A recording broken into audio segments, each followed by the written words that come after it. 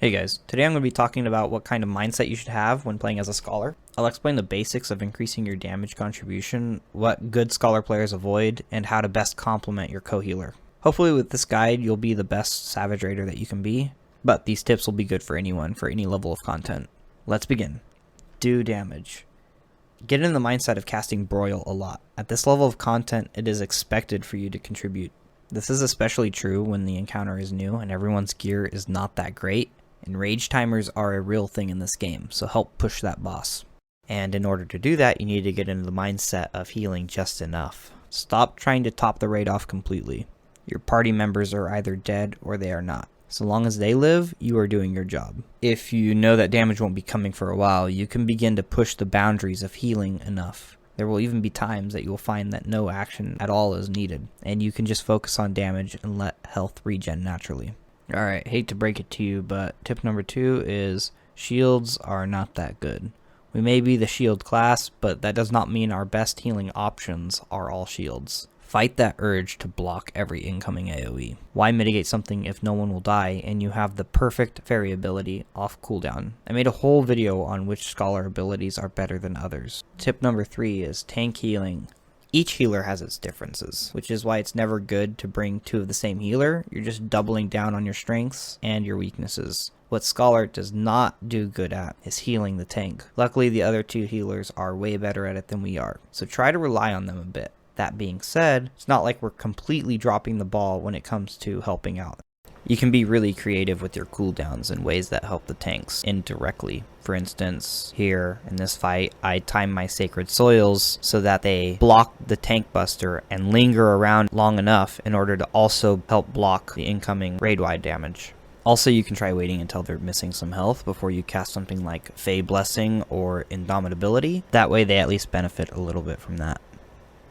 Another good way that you can indirectly help heal the tanks is by placing your fairy in positions that can only heal the targets that you want them to heal.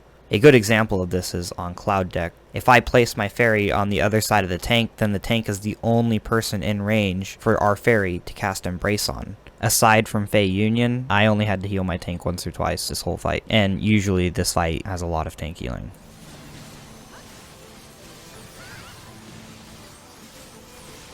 Alright, I have an example I want to show that demonstrates the first 3 tips that I've shared so far. When I was learning E10S or Eden Litany Savage, I used to mitigate the first raid-wide damage with Sacred Soil and then even cast a fairy ability. After a little while I realized how dumb I was being. I literally didn't have to do anything and the group would just passively regen all their health back. Now when I do this fight, I simply apply shields before the pull, then do damage for like the first 45 seconds. Granted, our gear is pretty good nowadays, and this is a most egregious example, but the point is that you should try to be patient with your heals and push the boundaries of healing enough. This is not just about having a big ego and doing big damage. This is about healing when it's needed and supplementing the team's DPS. Also, not healing at all allows us to have every cooldown available for when we actually need it, so it's literally almost hurting you to spend cooldowns.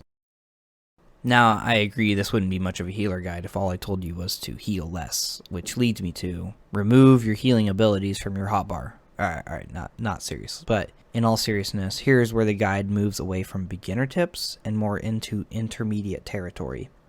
Tip number 4. Minimize your Rune 2 casts and optimize off global cooldowns.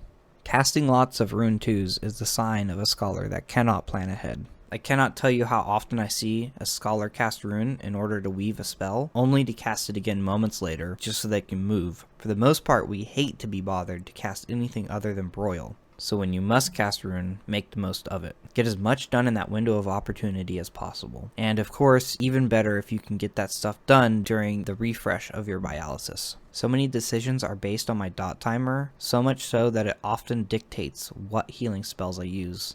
Let's imagine 2 scenarios. Scenario 1, I need to refresh my dot 5 seconds before incoming AoE damage. In scenario 2, I need to refresh my dot 5 seconds after incoming AoE damage. If I had the option, in scenario 1, I would probably cast Bio into Sacred Soil and Whispering Dawn, or maybe Bio into Fey Illumination and Whispering Dawn. Since my window of opportunity is before the damage, I opt for more mitigation and regeneration. In scenario 2, I might forego my mitigation and just cast regenerative spells like Fey Blessing or Indomitability. So long as the group gets healed, it doesn't really matter how you do it. What matters more than that is if we can do it in a way that is less inconvenient for us. This is all circling back to tip number 2, where just because we're the shield class doesn't mean we need to block everything. Instead, we simply have the option, unlike White Mage, get wrecked.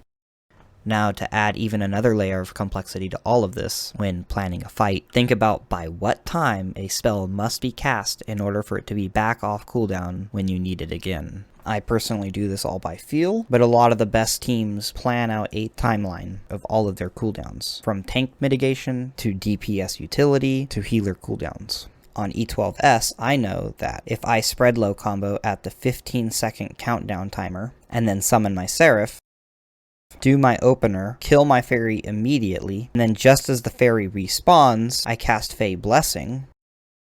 In addition to all that, if I cast Sacred Soil before the first tank buster, all of those cooldowns are ready at the exact same moment, just in time for Diamond Dust, which I mitigate with Sacred Soil, spread low after the damage, cast Fey Blessing, and then as we're all spread, I utilize my Seraph abilities to heal those homies that I can't reach. So the next time you wish Sacred Soil was off cooldown just 5 seconds earlier, think about this tip and consider being even more preemptive with the previous cast of it. Obviously this all comes with experience and or preparation, but hey, baby steps. So I think that it's pretty necessary for a scholar to think like this in order to even compete with the other two healers, in my opinion. We don't have the potency of White Mage or the ability to weave a spell between every global cooldown that Astro has. And to top it off, we also have to manage more raid heals than Astro, which is why I think that Scholar is the most difficult healer in the game. Astro may be faster and more clicky, but the decision making just isn't on the same level. Not until you start optimizing who gets what cards at what time. In that case, I might concede my opinion, but I don't know, that's too complicated. Who does that anyways? Honestly, I'm glad that's over. I spent a lot of time trying to organize my thoughts, so much so that I honestly kind of quit making this video for a while. So let's move on to a few simpler tips now, a little more random as well. Alright, so here's your opener in case you were wondering. Of course, this doesn't need to be used every fight. Sometimes I modify it and only follow it until the point in which I eat my fairy. I might do this if I know that I have to move around a lot later, at which point then I exhaust as much Aether Flow as I'm comfortable with. What is important though is that you're not casting non-damage spells while all the raid buffs are up. For instance, potions or trick attack. Learn it, modify it, adjust. Next up is spells you go out of your way to cast as soon as possible. Number 1 is Chain Stratagem. Right, so this is super important that this gets cast the moment it comes off cooldown. You want this to stay in sync with your party members' burst windows and or trick attack. If you delay it by a couple seconds every single time, you're going to be out of sync. Number 2, try to cast Aether Flow pretty quickly. Sometimes I will delay it for 1 to 2 seconds while I wait to refresh my dot, or maybe wait for another spell to come off cooldown to weave it into the same global cooldown window. Point is, you can delay it for 1 or 2 seconds for the sake of casting less rune 2s. Alright, last up is Lucid Dreaming. I personally do not have mana issues, so this is pretty much a filler ability for me. I don't go out of my way at all to cast this, but this may be completely different for you. You might be starving for mana. Finally, let's check out our stat priority. Obviously, item level is best. So the first 2 things I focus on is avoiding Piety and stacking crit as much as possible. Piety only increases our mana regen. Newer players tend to need it more since they cast Sucker more often or are rezzing players all the time, but if you don't have mana problems, then it's a dead stat. Crit, on the other hand, gets better the more of it you have. Not only does it increase how much we crit for, but it also increases our frequency. Direct hit is second best. It scales much in the same way that critical does, however it does not scale as hard. And finally, the last one is kind of tricky. It's spell speed versus determination. This one gets super complicated because spell speed is definitely the better stat, however it has a lot of drawbacks. Obviously it makes the class more difficult to play, as well as makes you go out of mana faster. In addition to those things, you can actually have too much of this stat. The way that I understand it is as you speed up the global cooldown, the more difficult it is to weave 2 spells between each GCD, to the point where you can actually cause clipping every single time. You should visit the Balance Discord for more specifics. That's where I personally get my information on this stuff, and of course it changes a little bit every raid tier. But yeah, guys, thanks for watching. I really appreciate it. I hope this was helpful. You guys can be helpful to me by giving this video a thumbs up. Follow me on Twitch. I'm trying to get 50 followers. That way I can be an affiliate. Also, shout out to everyone that commented on my last video.